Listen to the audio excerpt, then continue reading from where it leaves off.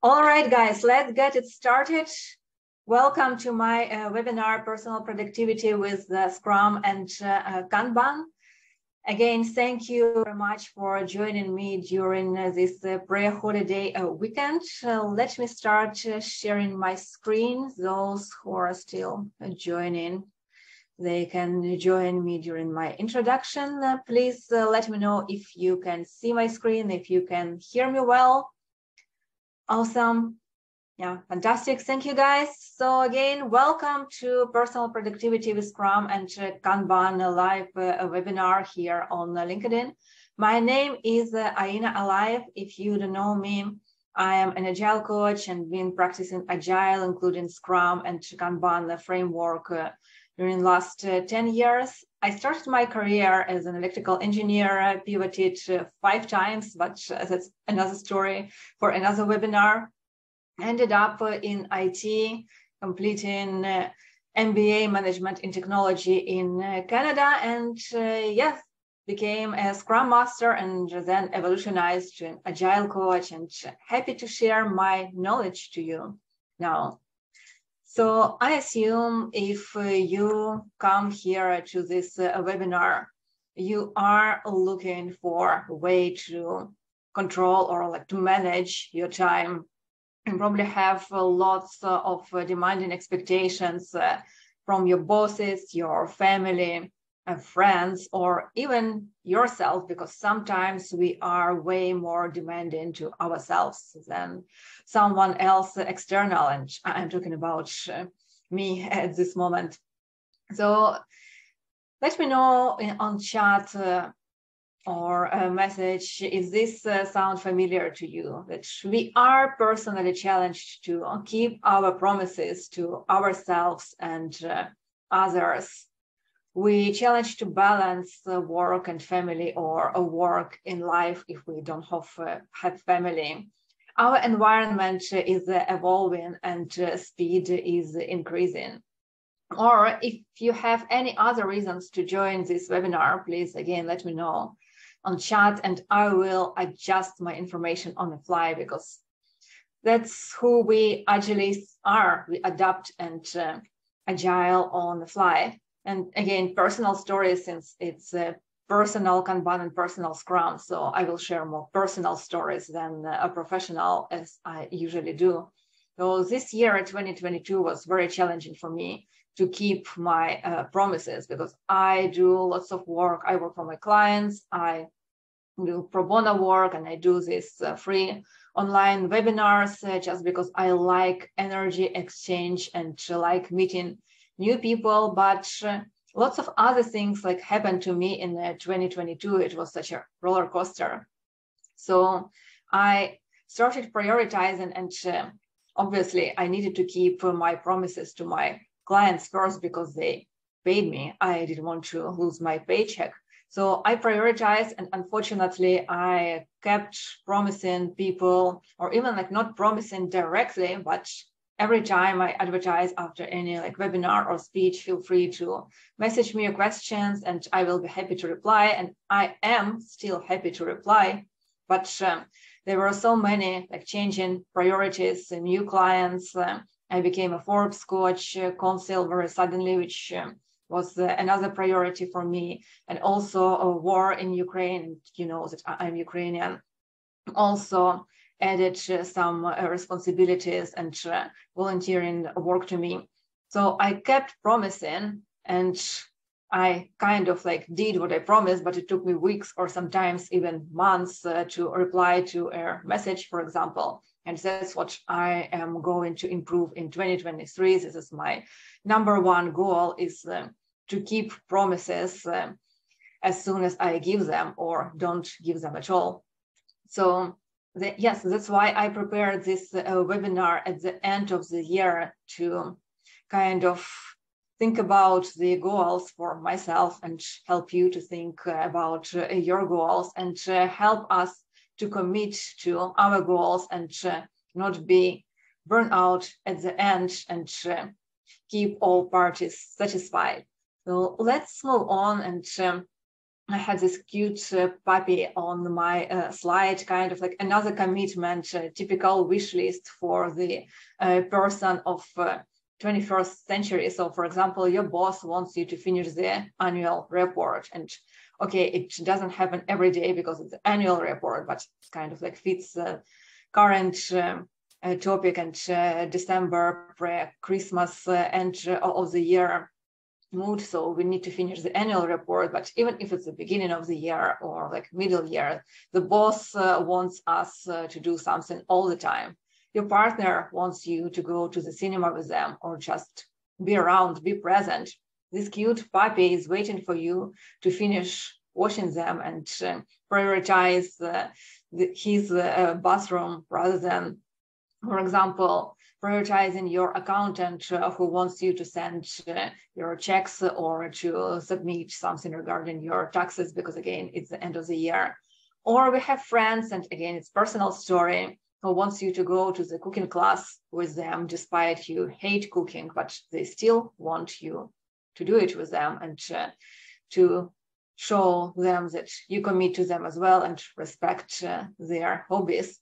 Or if you have kids, your kids want you to play hide and seek with them or fly as a balloon, or even your kitchen. If you're Agilist, you know the joke because we also commit to intangible objects or like any types of objects that shouldn't be even like human or alive person. Even our kitchen wants us to clean the oven or do any other priorities.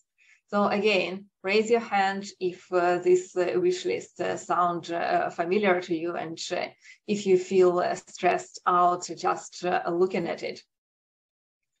And yeah, so looking at this wish list, we already might have a fatigue, which as well known by and proved by many research that prioritization is one of the most energy-taking activities.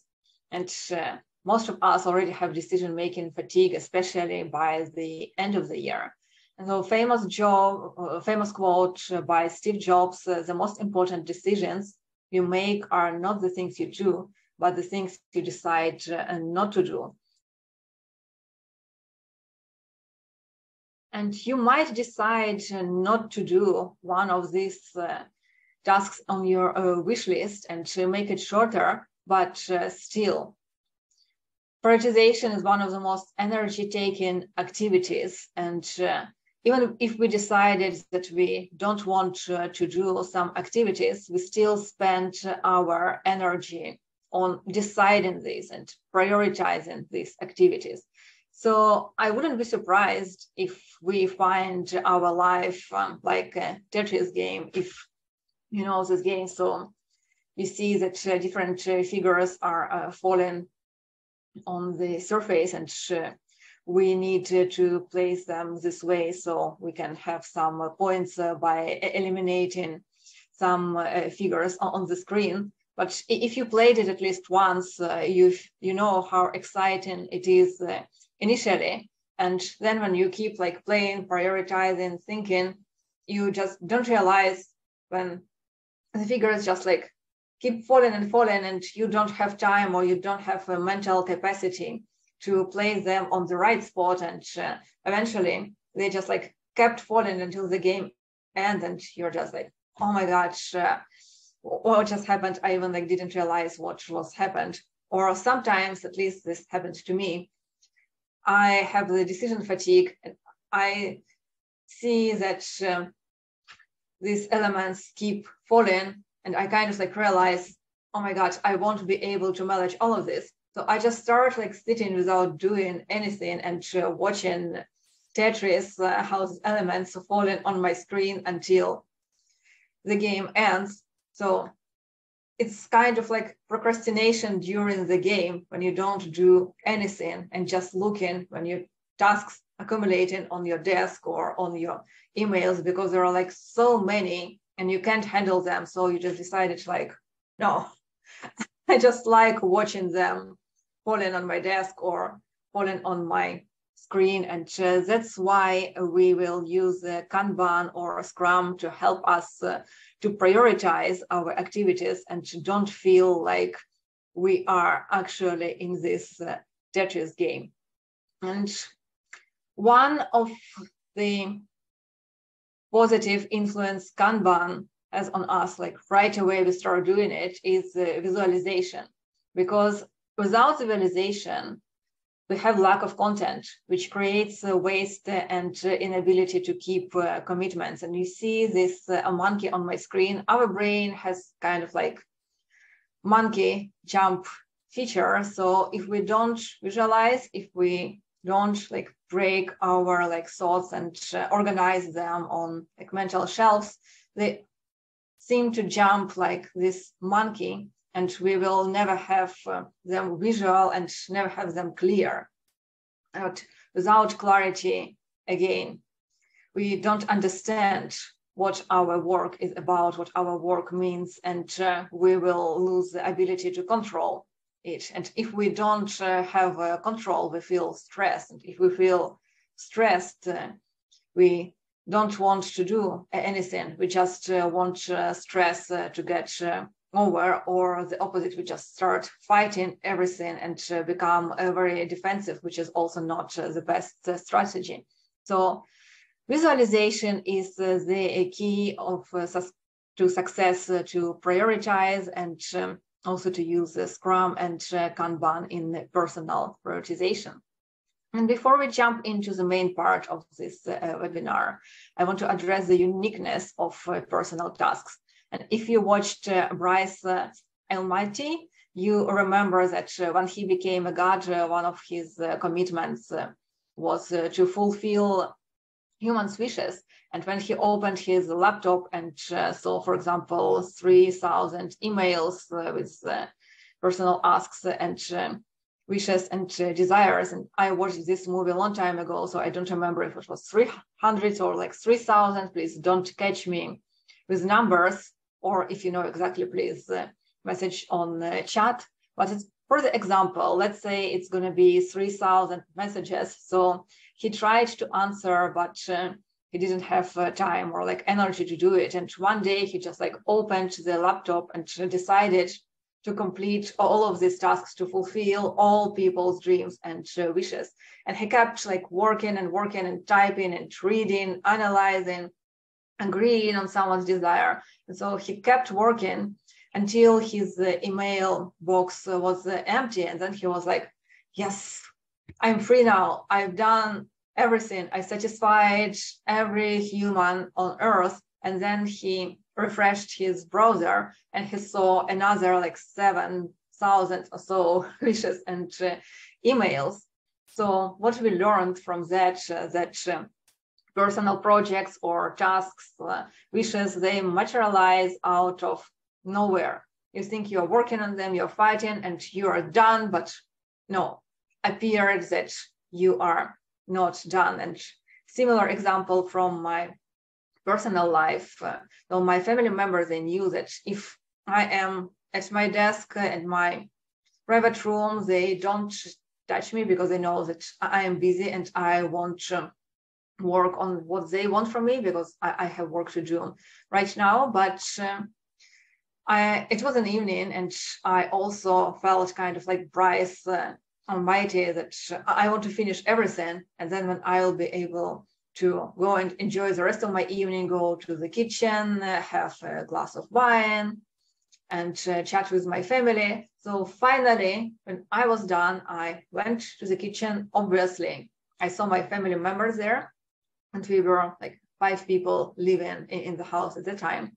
So like the first minute, I came to the kitchen, and without being able to fill in my glass, the other people's wishes started coming to my plate. So one person wanted me to print the letter for them, because the printer was in my room. They didn't have their own printer. So I was the only one kind of like printer master, printer owner, and was the only one who knew how to use it. The other person wanted to watch a movie together, because I promised her to watch the movie like 1 week or 2 weeks ago, I don't remember, and I kept being busy. So now meeting me in the kitchen in the evening, knowing that I'm filling my glass of wine, knowing that I am done. This is her chance to ask me to spend some time with her. And then the other people started coming. So my kind of like happiness didn't last long, probably for like 1 or 2 minutes, until the other tasks and priorities materialize out of nowhere. And they often are unpredictable. Personal tasks are challenging to manage because the prioritization is happening at the moment of doing. Like I was asked to print a document, and then I was asked to watch a movie with someone. So prioritization like kind of was happening on the fly. And others people's expectations of you do not disappear simply because you are tired or busy. They are still with you. And personal and professional life are like yin and yang and should not be artificially separated. So the point is that even like very experienced people in like prioritization or agile or time management or tasks management, even they still suffer from depression, from lack of priorities, from burning out, and because it's human factor. And that's why we are learning together and we are helping together and we keep reminding each other. So that's important, and doing the basic and simple things will help us to stay together, to support each other, and be on the top on our tasks rather than our tasks be on the top on us. So again, before jumping into Scrum and Kanban, for those who never heard the term Agile and new to like any of terminology I use, I want to spend a few more minutes talking about Agile. So Agile was created at the beginning of 90s as a methodology, or some people call it philosophy, the others call it framework, but no, Agile is not framework, the methodology or philosophy. It's an umbrella of like different frameworks under it, such as Scrum and Kanban. So Scrum and Kanban are frameworks, and Agile is an umbrella created for software projects at the beginning, or sorry, at the end of 90s, and been on the market for the last 20 years. So in the past, most projects were tangible and predictable, and people have been working on them for like years or even centuries. For example, building a house for your family or for someone else, or I don't know, like repairing shoes, a very simple project, or something like more complicated projects like building a ship, or like having a tour to a different continent. So these were like way more complicated projects, but still they were tangible and people have been doing this for years. And then IT came to our world, computers and the internet. So humans moved to totally different type of projects and no one ever done before. So the work became unpredictable, and nobody knew the end result. Nobody knew how the project's supposed to look like at the end.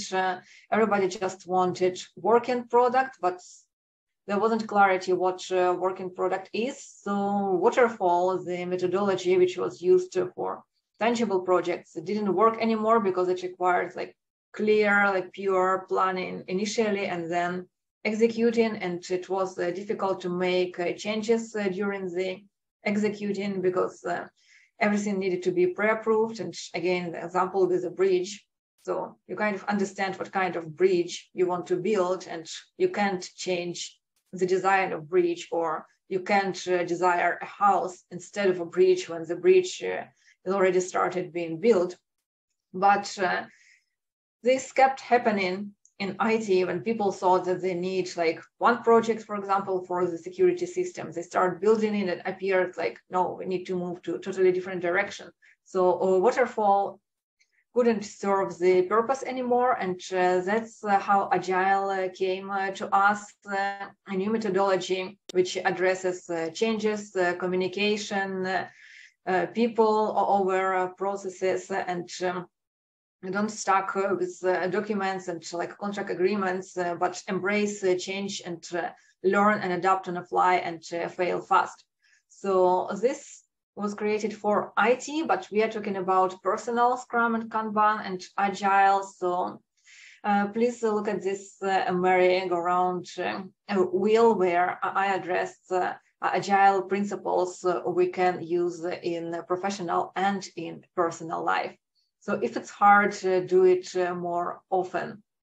And like an example, if you start learning something new, definitely it's hard. If you never build websites, but now you see the demand, so keep doing it. It's hard, but do it more often. That's how you become a professional. And if you find hard to prioritize your work, or you find hard to be committed to something, again, do it more often, and you will get the success by doing it regularly. If it's scary, do it more often. Again, why is it scary? Because we don't know how to do it. So if we do it more often, we will be clear on what we need to do and how, and it wouldn't be scary anymore. You can't imagine how scary it was for me to start doing webinars and to start teaching, because yes, I was confident about the material. I know that I'm a professional. I work with large enterprises, so I can teach the audience, but I didn't know the technology. I didn't know like how and where I can start delivering these webinars. What accounts do I need? Should I use the Zoom or like any other technologies? How am I supposed to record it? Where I'm going like to publish this? So many questions which are like obvious. Have just paid a Zoom account and it will be like recorded for you. Just have a free YouTube account where this webinar will be posted later. And yeah, now everything looks simple for me and not scary at all. But when I just started, it was super scary. Learn something new every day. And all of you are here today to learn about personal Kanban and Scrum. So that's what we are doing right now. Use what you've learned. Our brain is not endless box to accumulate knowledge. If we learn something and we don't use it, there's no sense to learn. It's like one of my friends is a shopaholic, and I respect that. I respect like everything which is not like natural to me, but I don't understand like why to keep like buying t-shirts and jeans and just keep like storing them on your shelves without even like wearing them. In the contrary, I am a minimalist. I live in the smallest studio ever, and I have a minimum tangible stuff in my studio. So I'm very like cautious about what I buy and if I'm going to use it or not. And the same with knowledge. Use what you've learned. So I hope today, after this webinar, you will start using what you've learned right away. And I'm very much happy if you write me a message and talking about priorities. I guarantee I will reply to this with happiness, as I promise, that you start using what you learned today, or at least tomorrow during the weekend. Learn from your failure. Again, that's how we actually learn. Yes, it's good to learn from someone else's experience. It's good that you're learning from my experience. But if you fail, it will be way more useful for you, because if we don't fail, we just like know the safe path. But there are so many other paths we have no idea about. So failing fast, we learn more about different like ways or approaches and about yourself. So if you failed, it means like, oh, something doesn't work for me. And it might be like working for Aina, but for you specifically, it wouldn't work. So fail fast, one of the main Agile principles. Get comfortable with honesty and transparency. Now, I shared a few personal moments of my life right now. And if you watched my previous webinars, you see that I'm very much transparent, but it didn't happen in one day. When I was a teenager in my early 20s, I wouldn't feel comfortable at all sharing something personal or be transparent at work, especially if I don't know something and I have a title as an Agile coach, meaning there is expectations on me as a guru, and maybe there are my own expectations. Being a perfectionist, that since I have a title as a coach, I am a guru, but no. And being transparent that you don't know something, it's fine. Again, it's one of the Agile principles to address it, to show respect to your team members or to your client, but don't be oh, I don't know, it's not my business. You don't know, but it's your responsibility to figure it out, or to guide the person to figure it out themselves, because we might have different clients, different projects. So I never wrote even one line of code. So if someone will ask me some technical question, I don't know, and I honestly address it. Yes, I teach and I coach IT teams, but I don't know coding. I don't know technical aspects. But this, what we can do, we can ask another coach who has a technical background and who coaches technical aspects, or who coaches architect. Or guys, you have knowledge yourself because you are technical, and I'm a coach. I don't even need to know these technical details, but I will keep guiding you with the questions, and we will reflect on these questions and retrospect until we figure it out by ourselves, with me leading you in the conversation and you by having a productive discussion. So, but if you say, yes, I know, or even worse, give some advice which wouldn't work at the end just because you feel scared to address that, oh, this is something I don't have expertise. So yeah, you're definitely not comfortable in honesty and transparency. And at the end, it won't serve you as a professional anyway. But okay, let's move on. I'm already taking so much time. Be willing to experiment, but keep in mind risks, because many coaches, they kind of inspire you to experiment, to leave your comfort zone, to forget about your routine, leave people who are considered toxic for you and start something new right away. But sometimes the risk is too high. And on this picture, we want to experiment, but if you are not a professional circus actor, to be willing to experiment, to put your head into the lion's mouth, probably not the best type of experiment for the beginner. But still, if you want to work in the circus, experiment, but juggle some things or do something which is more natural to you, but always keep in mind risk and keep in mind the balance. All right, focus on the value, not on tasks in your checklist, and we will speak in more detail later about that. The working product doesn't mean a perfect product, and this is a reminder for perfectionists. And the last one, and my favorite, we are fun and we are awesome. And remember that we do the work is for us. We create tasks for us, not us are for tasks, for products, and for work. Now here we are. That's what you've been waiting for a while. I kept talking about Agile principles and planning routines. So Kanban in nutshell, and how we can use it in our personal planning and priorities.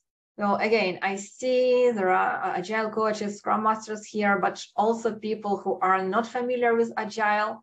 So if you don't know what Kanban is one of the frameworks of Agile created created to help us to visualize our activities, to limit our work in progress, to implement feedback, to improve collaboratively, evolve experimentally, and focus on conversation, and manage the flow, manage how we can get from A to B, and fulfill what we wanted to do. And let's speak in more details about each of these principles. And for like personal planning, visualization, and limit work in progress are two keys of success of using Kanban.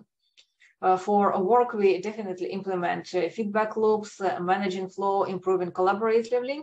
But for like personal planning, yeah, sometimes we have people to collaborate with, sometimes we don't. It depends what kind of work we do. Sometimes we have like feedback loops, sometimes we don't. But remember, visualize, limit work in progress, and the third one, manage flow, is the key to your success in using Kanban. So why do we need to use Kanban? Because it's difficult to plan when you don't understand. So Kanban definitely helps us to understand what we do. A little bit more what Kanban helps us to understand is, first of all, what you want. Because many people have like many tasks without having a North Star, without understanding why they do it and what they want at the end, and if these tasks help them to achieve what they really want. And as an example, again, one of my friends wanted to immigrate to Canada, but so if you want to immigrate to Canada, this is like your North Star. You might have like on the list of like learning English is going to be your like first priority, for example. Save some money to immigration. I don't know, like figure out the immigration process. Figure out how you can get a job when you immigrate. So something like that.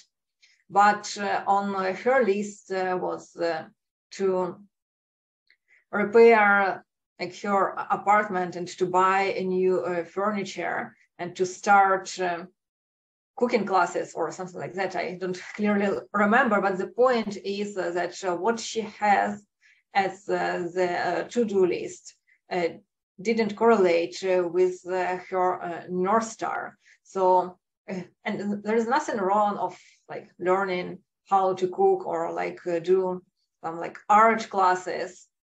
But if you have a goal like to move to Canada, would this help you in Canada? Yeah, if you want to be a cook, yeah, please go to the cooking classes. Or if you want to be an artist, go and take that course, or like buy a furniture if you think that you have an apartment and you can like sell it with a higher price, having furniture inside. But if it's just like extra spend and time and money, whereas you could invest it in learning English rather than cooking, and saving money for your immigration rather than spending them on furniture. So there is definitely not clarity on what you want or like what you do and why you do it. So another question Kanban helps us to depict is whom you do it with. What did you complete, and how many tasks you still in progress, and how many tasks you start and not finishing, what you left unfinished. Yes, I keep reading your chat. Stop starting, start finishing. Yeah, kind of yeah, favorite quote in Agile and in all like time management courses. Start finishing. Your speed of doing things, what causes your bottlenecks, when do you procrastinate, and what are the reasons behind, when and why certain activities make you anxious, what can you promise and what can't you promise, what you can say no to, because saying no is also a key to a success of being productive, being satisfied of yourself, and being a good friend.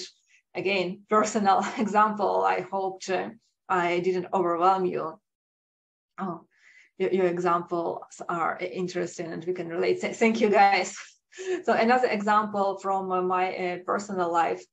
So I had a friend who I asked to help me with some immigration stuff when I was in Canada, and I needed to collect some papers in Ukraine. So definitely it was too expensive, and I don't even remember if I had a visa at the time to fly back and forth. So I asked my friend to go to some institutions to collect a few papers for me, and he was like willingly said, yes, obviously I will help you. And with immigration, everything needs to be done like right away. You don't have time to procrastinate. And I also felt like I can't pressure him because he promised and he's doing me a favor. So I kept waiting.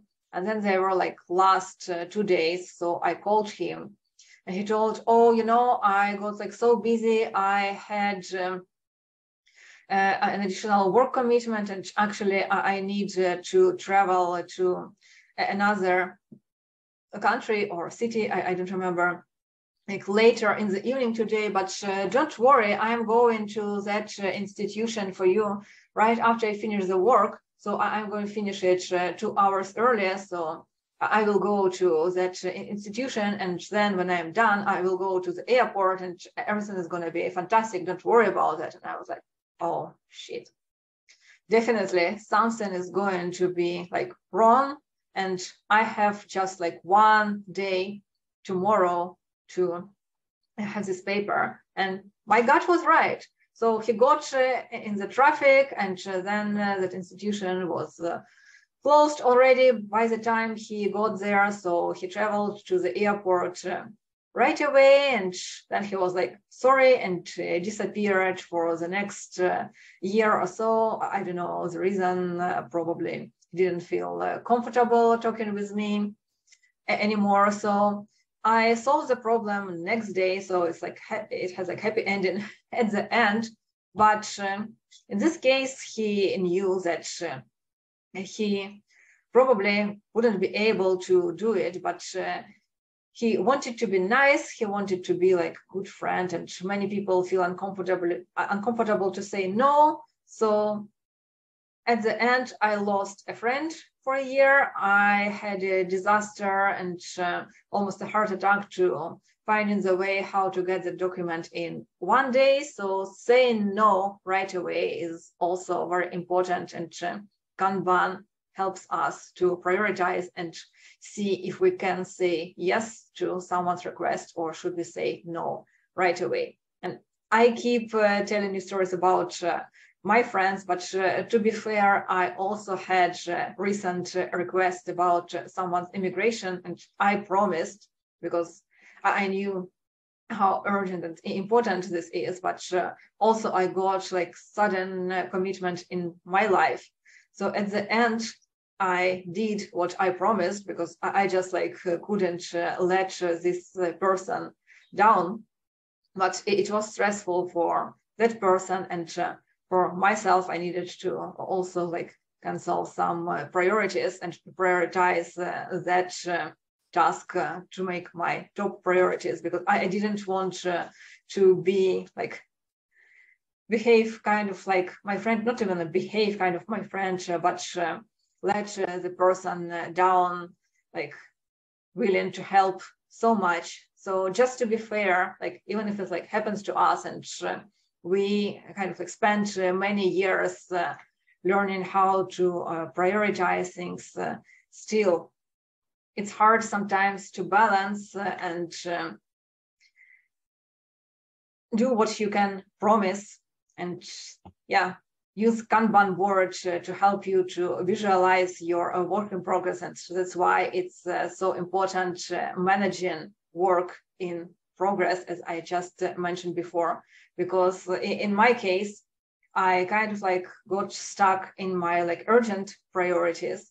and didn't think about how many things I already have on my plate. But if I stopped and offload my head on my whiteboard behind me and looked at my priorities, so I could probably say no to some of the work priorities or teaching priorities, and did what I committed with the immigration without stressing out that person and myself. But okay, enough about it. Sorry, it's hard to speak about personal examples because you don't realize how much time you already spent on them. And Shu-Ha-Ri model of skill mastery. So when you just start learning something, you are on the Shu stage, meaning you are obeying the rules. Even if you disagree with something, you still need to obey to learn. And then when you are on the Ha stage, you consciously moving away from the rules and start creating new ones. And when you are on the Ri stage, you are unconsciously finding an individual path and become a master. So this list of questions, the Kanban helps us to depict. You can see when you are on the Shu stage, but when you start moving to Ha and Ri, your list of questions will be more and more complicated and complex. And this is just an example of what you can think about and what Kanban can help you with. So what is your true investment of time and energy and money? What bottlenecks may accompany a particular task? Whether specific tasks are predictable or unpredictable? Which tasks involve other people and resources? And which tasks do you want to delegate? And which tasks you like and you want to do by yourself? And many other questions when you start mastering Kanban and personal planning. So there are 6 steps of Kanban in personal planning, and I took it from personalkanban.com. It's kind of like I started using Kanban many years ago before I even heard about personal Kanban or Jim Benson, and I kind of like did this 6 steps, but since they already developed the framework and organized it in these six steps, I just took this framework from the website. So the first one is choose a tool. No, it doesn't matter if you have like many ideas, but without executions, your ideas are still ideas. And if you have like tasks like falling on your desk or like whatever they are, and you don't have a tool to brainstorm and to prioritize, so you can't move further. So choose a tool is the first step, and we will speak further about the tool. You see like the whiteboard behind me, and I know we are like living in the digital world right now, and there are many other like digital tools. I'm still like an old school person. I really like tangible objects. I like touch the board. I like, like opening the sharper and start like writing in my hands, and then physically move the stickers from one side of the board to another. So this is my tool, but we will speak about tools further. Second one, establish your value stream. And again, we will speak about these items further on my slides. The value stream is important to establish, otherwise your Kanban will be just a to-do list.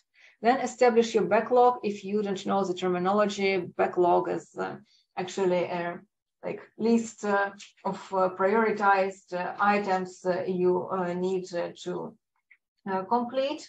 And unlike to-do lists where there are just a list of tasks, in a backlog we use user stories. So you already hear stories, so it's supposed to be like a story which shows you like why we are doing this work and why this is important. So for example, as hyena or as an internet user, I want my browser to be downloaded within like 2 seconds in order to save my time opening pages and showing my guests during the webinar.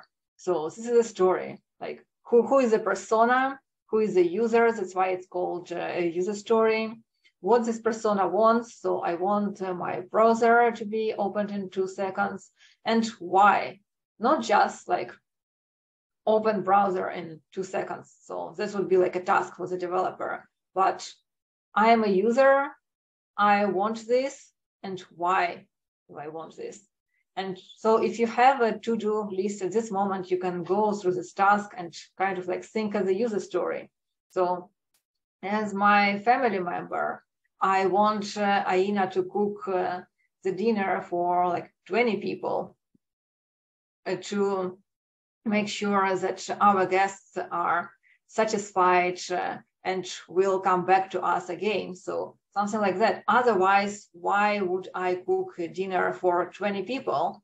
And if I start raising this question, maybe we even don't need to cook the dinner for 20 people. Maybe we will just invite them to the cafe. So who knows? That's what is the difference between like the backlog with user stories and your to-do list. Establish your work in progress limits. I keep telling you about that and why this is important, because otherwise you will be like a circus player who is juggling with different objects. So all of us have our limits. So even if like he is a super professional and he can juggle 15 objects simultaneously, if you keep like throwing him 16th and 17th, everything will fall down. But if we know his capacity, if he like juggles with like 5 objects, it's fine. But for us, if we never juggled before, maybe like 3 is going to be more than enough, and everything will just collapse. So we will need to start with 2. So why not to do it with personal planning as well? Begin to pull. So I like this example from a personal Kanban, when they say that for many people it feels like life is pushing us to do something, pushing us into commitments, into priorities, tasks we need to do. But when we start pulling by prioritizing, it gives us the control on what we do and again, why we do it. So Kanban is all about what and why. And retrospect at the end, because we need to improve the processes no matter how good they are or if they're perfect. We need to know that, okay, this process is perfect and we want to continue. Or if we didn't like something during our work, retrospective is the best opportunity to brainstorm, to reflect, and to improve for the next cycle. So coming back to step 1, choose a tool. So as I already mentioned before, I have this like physical board. This is my tool number 1, but I know that many of you like digital tools. And from my personal experience and my clients' experience, I know that many prefer Asana or Trello. But remember that a fool with a tool is still a fool. So as simpler you start, as easier it will be for you to achieve all of these 6 steps. Because if you start choosing like, I don't know, advanced tool like Jira for your personal commitments, then you will start learning this tool. Then you won't figure out how to do some activities there. It will become like more complicated. You will start doing the research, what kind of like other tools you can do. So you're still on the step number 1, but what you need to do, you need to test 6 steps end to end, and then start like brainstorming during the retrospective and think what you can improve. So choose one tool for the first cycle, as simple as possible, whiteboard or a pen and a paper. Brainstorm there. It's like the simplest tools, everybody already can use them. Then establish your value streams and establish your backlog, work in progress limits, start pulling, complete something, retrospect. Okay, I don't like the pen and the paper. I need something more digital. Okay, try something digital, maybe do like a high-level research. Don't spend much time, choose one tool, use it. And again, go through the cycle, figure out if this tool is right for you, or if it's not right for you. Again, move on. Then I don't recommend to spend like months on like practicing and choosing a tool. Just choose one and commit, because value stream, backlog, and completing this tasks is way more important than the fancy tool you use. So just kind of like examples of tools my clients are using.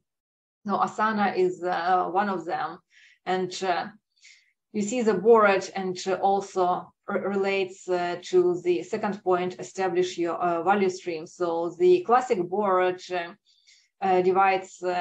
is divided into like three parts, like to do, in progress, and done. And here we see like the backlog instead of to do, ready to go. So to do column is divided into two columns, backlog and ready to go, and then in progress, and then done. And this is like real one board for the website commitment. I just recently launched my website, beagile.com, if if you've been to my previous webinars. And this is how we divided the work with myself and a developer, a designer, and a project manager. We had to this work. Another example of Trello board. So different design, and you also see like different design of the value stream, which is ideas, then future work, next work, now, and done. So instead of in progress, they use the column now. And instead of backlog, they use the ideas, because we also need to store our ideas somewhere, and why not just to create a separate column for them. And then when we prioritize, we think about future or now. So as I mentioned before, remember the monkey, our brain seems to start like jumping from one object to another. But if we prioritize, these two are for the future. So we kind of like can forget about it right now and focus on what is happening now, and maybe a few action items we will need to complete next. So these are about the tool, and a little bit more establishing your value stream. So this is another example on how people divided their board. So they kept classic to-do column, and in progress, they divided into plan, develop, and develop is also divided into in process and done, and then test, and then deploy, and then like fully done. So you see, we have kind of like under, like a middle done before the main one. And also they had like another activity beneath the main one, help desk system customization team. So here they also have columns to do and to doing. So another example for you on how you are going to create your personal board. Personal Kanban example. So people don't see us to see the actual work, but we still can see how they divided their value stream. So they have today's backlog, they have in progress columns, they have waiting column, and they have done. Because you see the new column, waiting. Waiting can be also very important, because it's not kind of in progress, because we've done what we needed to do, but we are dependent on the other people. So it's not done, it's not in progress, so waiting probably is going to be the best column to address it. For example, I need to book an appointment with my dentist. So I had to do user story as a client. For example, I want to book this appointment with my dentist so that I don't have pain in my tooth. So I called the dentist clinic, and the secretary picked up the phone. I addressed the issue She asked if it's urgent or not. I told, no, it's not urgent. I am not in such a pain and I have some work priorities, but I want it to be done like within a week, for example. And she told, oh, okay, I have some system problems at this moment. I don't see the doctor's schedule, but as soon as our system starts working again, I will call you back. May I have your phone number? So, okay, I've done my part of work, but it's not done because I don't have the result. The appointment is not booked yet. So I place it on the waiting column, and it shows me if I need to follow up, because if I keep holding it in progress, there are going to be other items in progress column, which I am actually working on right now. And then my in progress column will kind of like have a mess, and I will forget to follow up, or I will still like procrastinate or don't take any activities waiting for the secretary to call me back. But everything might happen. She might write down my phone number incorrectly, or she might lose the paper where she wrote my phone number, or like anything else could happen. So if I see that something is in waiting column, it's kind of like I keep looking at it and like seeing it again and again, and like the second day, like nobody is calling me, so maybe I need to follow up. So I write down another task to follow up with the dentist appointment. And that's how I solve my waiting column. And again, talking a bit later about limiting work in progress, if I see like there are already 3 items in the waiting, so there are many tasks which are dependent on other people, and I need to improve this process during the retrospective. One more example for you. Another board with incoming requests, such as help, project backlog, emails, drive-by, ready to go, ready to start working. So for example, we got an email, we analyzed it, and now it's ready to be delegated. Then in flight instead of in progress, doing, ready for approval, something expedited, something standard, and then delivered at the end. So depends what kind of like personal work you have.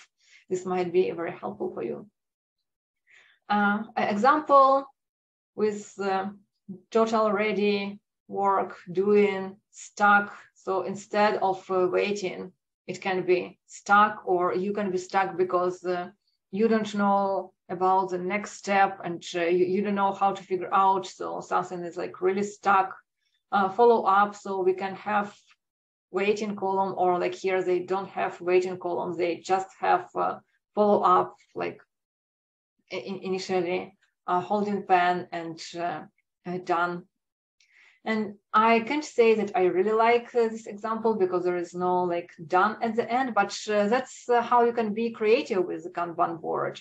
So someone created laundry Kanban board, which shows like to do kid stuff, wash adult stuff, dry towels, nothing to fold, and put away sheets.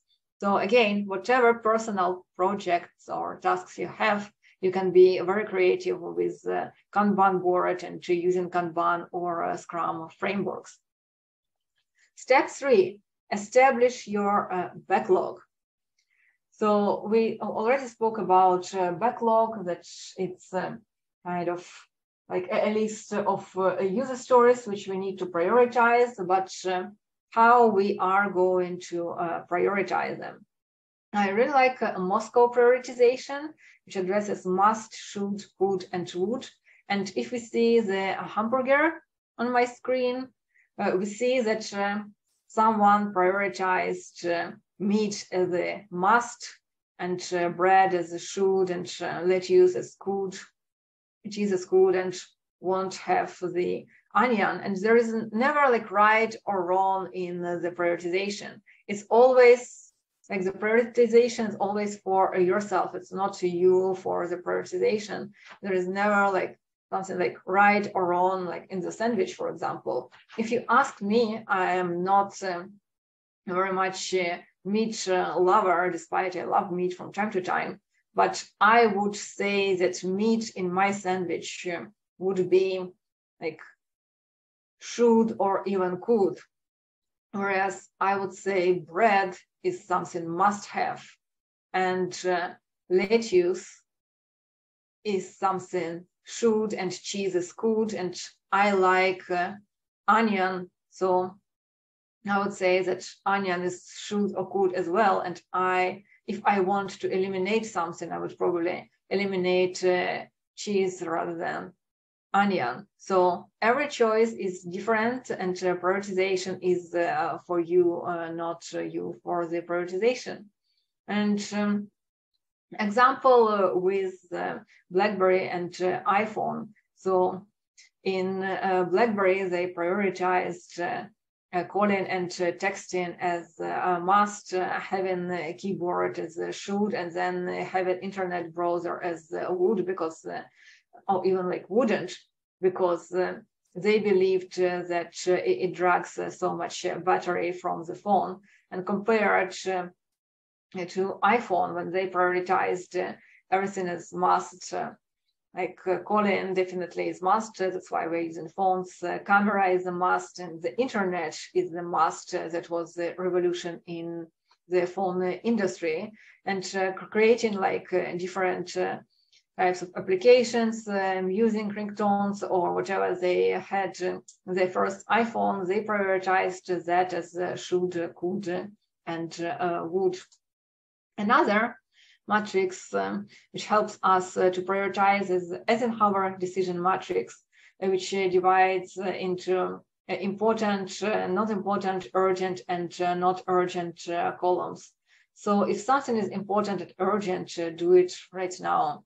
But the key is when we have tasks which are important but not urgent. So we need to decide time, and we need to decide to schedule time to do it. Otherwise, we will just stuck in urgent and will be reactive rather than proactive. So urgent and important is being reactive. Not urgent and important is being proactive. So make sure that you pay enough respect and attention to this column, which is decide. And I wanted to start these webinars a while ago. So that was important, but not urgent. So I kept procrastinating with that until I decided, okay, it's time. I'm scheduling time for it. I will brainstorm how I'm going to do it, what kind of topics I want to deliver, etc. So you see that due to this column, I'm here now with you guys. With something urgent but not important, you can delegate it and think who can do it for you. And it's something urgent, not important, not urgent and not important, just eliminate it. Why to spend time and effort if it's not important and not urgent? Moving on to step 4, establishing your work in progress limits. So I already addressed why they are important, because otherwise you will have to do tasks list moving to the different columns. And no matter how good you might believe that you are good, how good you are in multitasking, humans are not multitasked. These are also proved scientifically. So every time you switch your task, you switch your activity, it drags much energy from you. And we already spoke that decision making drags lots of energy.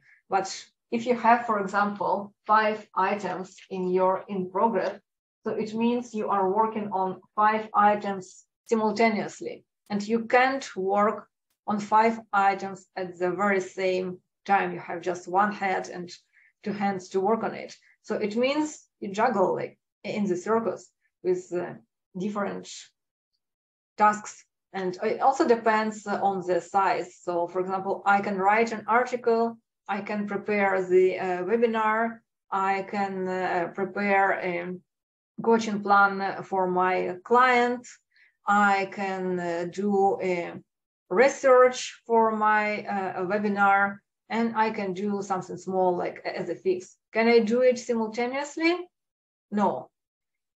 If I develop a coaching plan for my client, I need to put away my webinar, my research, my article, and everything else, and just focus on the coaching plan. So why would I start doing 4 other items at this moment?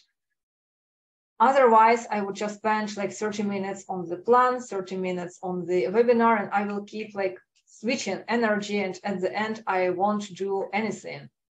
It's like we are downloading 5 movies simultaneously with a low internet speed. And you know what will happen. You can download all of them, like, let's say in 48 hours. Compare if you download one by one, each movie will be downloaded in like 2 or 3 hours.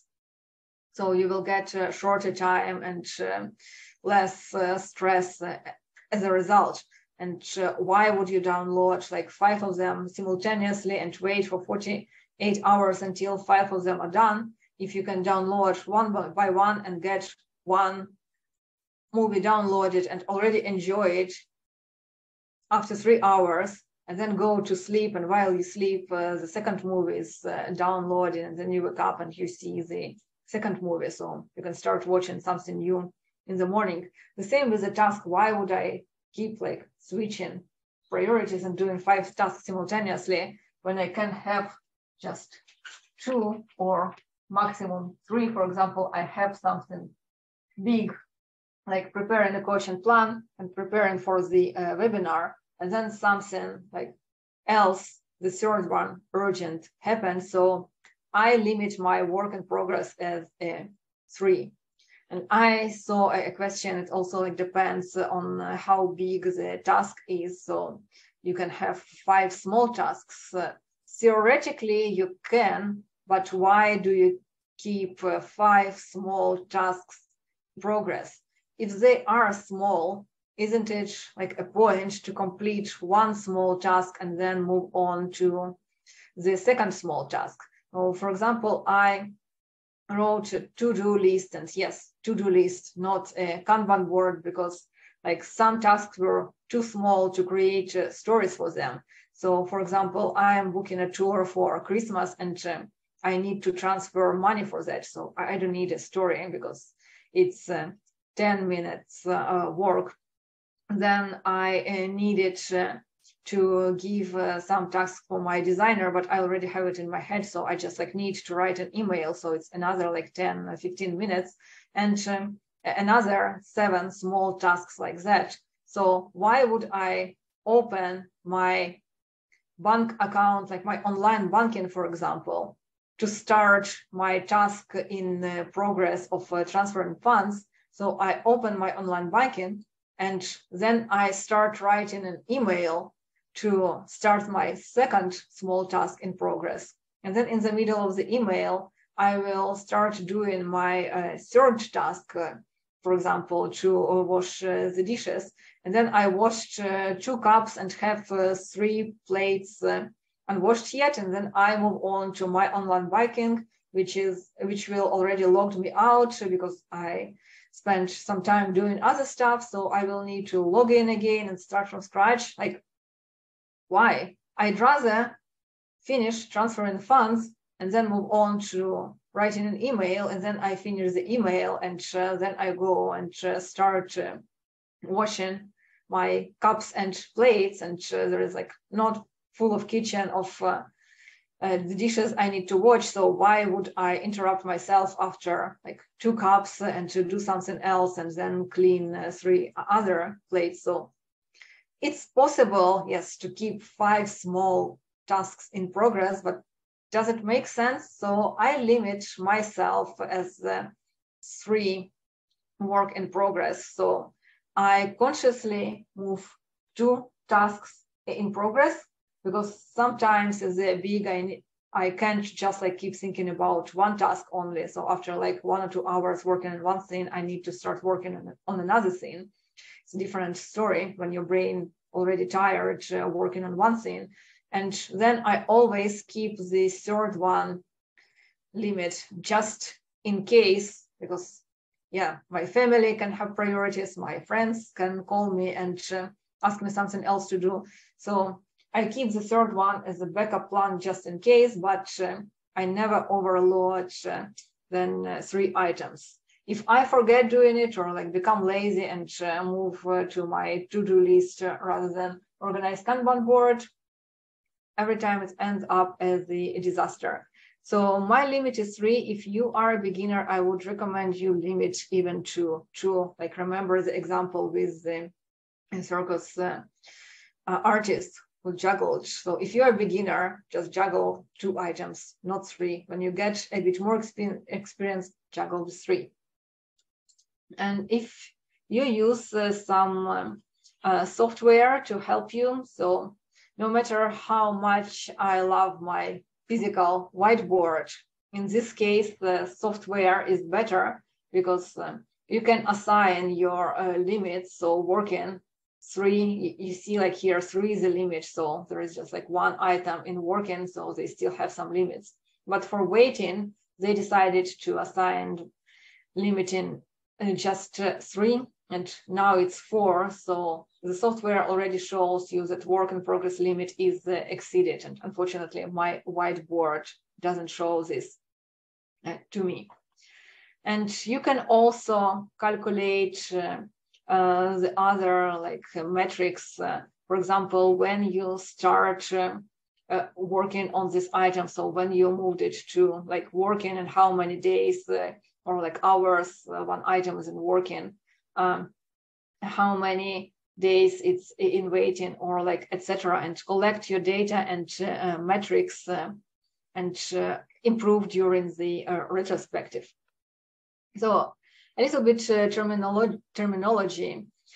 We might use capacity, meaning how much work will fit in our schedule. And I know many, myself included, like to fit any like break in our schedule. For example, I have like 20 minutes window between my meetings. So instead of having the Slack, meaning an open space, I will fill it in with another meeting, and 20 minutes is definitely not enough, but I feel like, oh, I have this time, I need to do something about it. So I have like one-on-one meeting, and then this one-on-one meeting takes longer than I expected, actually subconsciously. We know that 20 minutes is not enough, it might get longer, but we hope that no, it will be enough. So then you don't have like enough slack between other activities, and eventually you have this like cluttered road like on the right corner. And the difference between throughput and capacity, so the throughput is how much stuff will flow, not how much work will fit in. We see like many cars are fitting in on the road, but do they really move? And compare it to 2 other pictures where stuff is fitting in and it's flowing. So like, obviously, when we are driving, we prefer the like biggest picture on the right bottom side of the slide, but reality shows that no matter how much we try, we have this smaller picture on the top, but still the cars are moving here, maybe like slower than we wanted, but still moving. So what we are trying to do, our goal is to balance between the bigger picture and with a smaller picture, but still make sure that the stuff is flowing. And, you know, as the freeway approaches 100% capacity, it becomes a parking lot. I don't remember who said this, so I didn't quote this. I apologize for that, but this is not my quote. I like it so much, so I use it here. Step 5, begin to pull. So we prioritize our backlog, but we have work in progress capacity, for example, 2 items. So how can we prioritize, how can we pull these items? So yes, I told about Eisenhower matrix, about the Moscow prioritization, but there are other questions you can ask before pulling. Which task will give 80% of the results with 20% efforts? The Pareto principle, if you recognize it. Which is the most urgent task to do? Eisenhower matrix prioritization. Which task I can fit in the next 30 minutes if I have a slot? Which task can I complete? Which tasks can I complete together? Because sometimes if you have like long list of user stories or tasks or priorities, you might complete 2 or 3 tasks together. For example, if I need to go to the financial institution to bring some papers, there could be like a mailbox in front of the institution, so I can accomplish 2 tasks to deliver a mail and to bring the documents to a financial institution. Which task can I accomplish before finishing the call? For example, if you are on a call with your colleague, and it can be like even an informal one-on-one chat, but if you have something like a simple question to ask, so why not to use this time rather than schedule a separate call later? So that's how you start pulling. And the last step, retrospective. If you can't remember it, you can't improve it. Many times when we keep like working on day-to-day tasks and routine, ask me what I did 3 days ago, I won't remember. 2 days ago, I won't remember. Yesterday, yeah, I still can remember, but when we have Kanban board, everything is like tracked for us. So I had task and to do, I move something in progress, I move something to done column. So it's easier for me to remember how I spent my last week and what I've done and how much like time I procrastinated and answering other questions, what Kanban depicts. So it helps me to remember, and if I remember what happened, I can improve by asking myself simple questions for the retrospective, like which tasks did you do well? Which tasks made you feel good about yourself? Which tasks were too difficult to complete? Were the right tasks completed at the right time?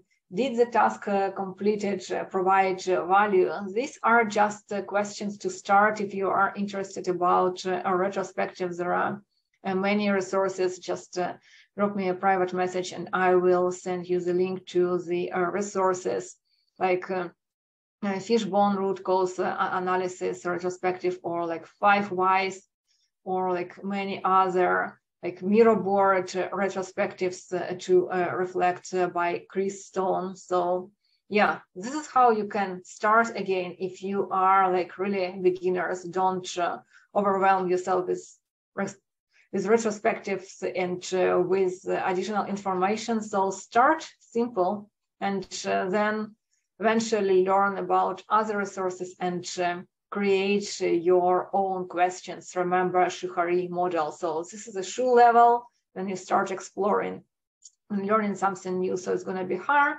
And when you start creating your own questions, you are at the Ri stage. Now, as I promised, Kanban versus to-do list. So as I told, Kanban provides a narrative to the flow, like a story, like user story for the backlog, whereas a to-do list is just an overwhelming, unhumanized series of tasks. And to-do list is a productivity-based and don't question why and how, whereas Kanban is effectiveness-based. So we might work on many tasks and accomplish 100 tasks per day, but do we really need to do this task? Are they important? Like an example with my friend, would buy new furniture help her to immigrate to Canada? Now, productivity is you get a lot of work done, but is it the right work to do? Whereas effectiveness is you get the right work done, you get it at the right time? And can we repeat the process, or can we improve the process? This is the main difference. And at the end, I also wanted to share value stream mapping with you. That's how can you improve your processes, calculating useful time versus unuseful time. And let's imagine that your task is to go to the doctor and figure out what's wrong with your health and get a prescription. I think each of you went to the doctor at least once in your life, so this example will be relative to everyone. So the clock starts ticking when your task is in progress, when you left home and started walking to the doctor clinic. When you got to the clinic, you go to the door, and you got a little bit early because you don't want to miss your appointment. So you started waiting. So the clock is already ticking, but there is nothing like productive really being done to your health at this moment. And then definitely someone before you took a bit more time than it's supposed to be. So your appointment started a bit further on time, later than you expected. So the time kept ticking, but nothing productive happened. Then finally you are at the doctor room, and the doctor starts talking to you, examining you, asking you questions. So this is the productive activity which helps improving your health, collaboration with the doctor. So this one is the productive time which counts on completing the task. But doctor couldn't provide the final result without the X-ray examination. So he told you to go to another room and take the X-ray. So you went on the 5th floor, for example, you have some waiting times there. So again, nothing productive is happening to your health. Then you got to the room, took the X-ray. So that was a productive time. Then you went to the doctor, and now doctor is examining your X-ray and providing you the final result and the treatment. So that was a productive time at the end. And let's say you spent 3 hours in total for this, to leaving the house, getting to the doctor's cabinet, waiting there, talking to the doctor, taking an X-ray, and doctor provided you the final result. All of this took 3 hours. And let's say that you spent 20 minutes talking to your doctor, then another 10 minutes doing X-ray, and then another 30 minutes having the final consultation, final examining your X-rays by the doctor and providing you prescriptions. So 1 hour in total, 20 minutes talking to doctor, 10 minutes X-rays, and 30 minutes final consultation plus prescription. So you spent 1 hour of productive time on your health task, whereas the total time is 3 hours. So this means that 2/3 of this time was unproductive. So on the retrospective, you might think, how can you improve this unproductive time?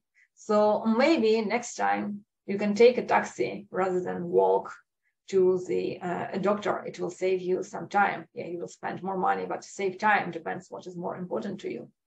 Maybe you can arrange the appointment like early in the morning, so the doctor wouldn't have this like slack yet, so you won't need to wait.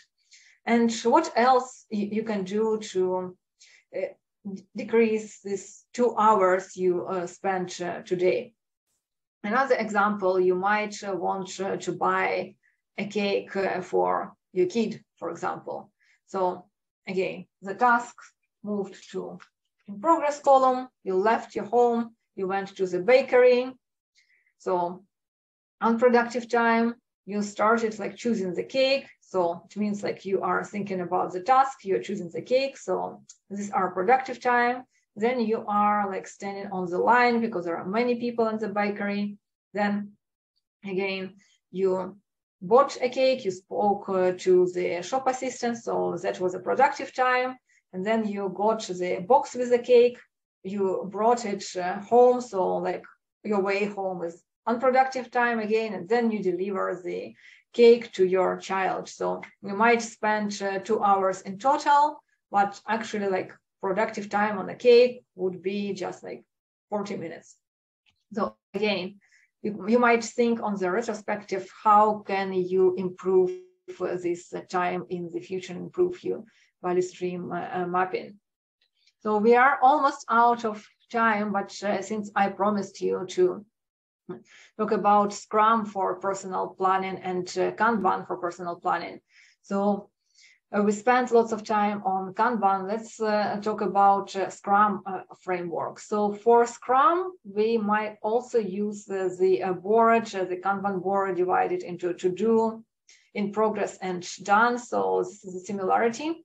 But the difference between Scrum and Kanban is that Scrum is time-boxed framework. So for example, we can choose 1 week or 2 weeks or 3 weeks sprint, or like 10 days, whatever like time box you want to choose for yourself. And you plan your activities in advance for this 10 days or 1 week. Let's choose 1 week for this example. So if we are in Kanban, I would keep like pulling my activities into my board, having like 3 activities, limiting work in progress limit. And when I accomplish these activities, I will move on to the next one, prioritize on the fly, accomplish one, move to done, move to the next one, and everything is on the fly. For example, for a week, and then just like retrospect how much I could accomplish. In Scrum, I would think in advance and prepare a backlog for sprint 1 in advance, estimating and examining the amount of tasks I can fit in 1 sprint, meaning in 1 week. And so I am time boxing this 1 week, so I don't take any other activities for this week. And I used to work in sprints. Actually, when I was introduced to Agile, Scrum was the first framework I learned about. So I worked in sprints. It worked for me, but it was hard to time box the sprint, even like if it was for a week, because as I mentioned before, personal work is unpredictable. It appears from nowhere. And if I already time boxed, I needed to reprioritize and stop my sprints and start like fitting in something else, or like prioritize with a large slack, thinking that other activities might come up. So I ended up with the Kanban for personal planning. This is my more preferable work. But still, if your life is more organized and more predictable than mine, Scrum is also a great framework to use in personal planning. So Scrum, in a nutshell, split your work into concrete deliverables, like user stories and tasks. Optimize the process by having retrospectives. We already spoke about them. Optimize the release plan and update priorities. So this is for IT specific. We don't have release in our personal life, actual release, but we might have kind of release in like delivering work to our family members. For example, if one of my tasks is to cook the dinner, so when I served the table for dinner, this is kind of like a release, but yeah, I don't need to optimize it. Split time into short iterations. That's what I just told you. Sprint 1 week, 10 days, or whatever iteration you choose. And split your organization into small teams. In Scrum, we like using pizza size. So like 4 to 9 people is the most like optimum size for the team. So again, if you work on something with other people, you might organize your family members as a team and do your household chores as a small Scrum team, or just use it like as a short iteration or like retrospective or whatever like you might find more suitable for your specific case, and experiment and even like combine Scrum and Kanban.